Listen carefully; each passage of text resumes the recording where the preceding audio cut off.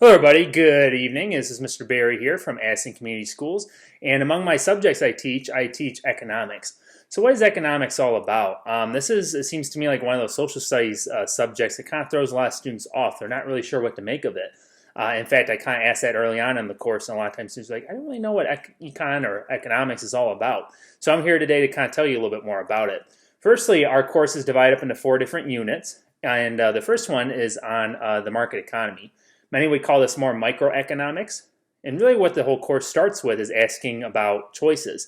If we're putting it in the most simplest of terms, economics is really about the science of decision making, asking why do people make the decisions that they do?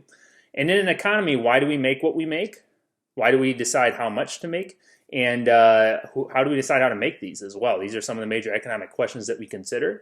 And so in this first unit, we're going to think a lot about the different principles of economics, many of the ones which I just kind of mentioned and referred to, but then also there's others thinking about the concept of scarcity, how there's a lack of everything that we want out there. And that really dictates the need for this course and understanding why we even have to make the decisions that we make. And a lot of it comes back to also the kind of the founding father in a way of economics, and at least describing the free market, and that would be Mr. Adam Smith. If you don't know who he is, you'll learn much more about him in time. But anyhow, this first unit also gets us thinking about supply and demand. When we put those two things together, that's where we end up with pretty much that's usually how we determine prices in a free market, and we get to think about all the forces involved there. We also consider entrepreneurship, the science of making a business, really.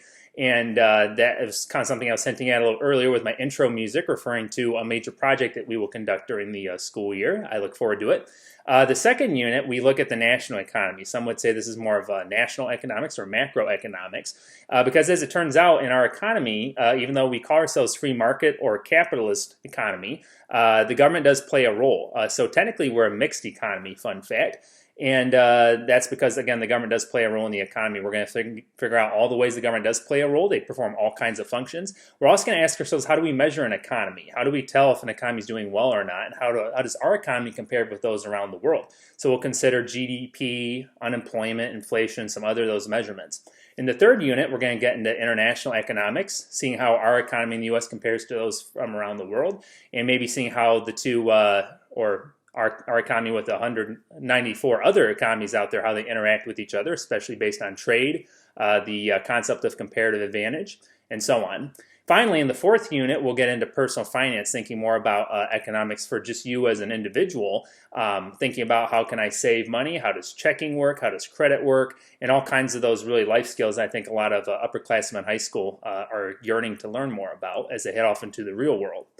So that's a little preview of what economics is all about. I find it, again, to be a class that is very rewarding, one of those that kind of catches you off guard. And it's definitely one of those that's very project-based. So if you're into projects, you're into having fun, then this is the class for you. I look forward to having you in class, and with that, we have a deal.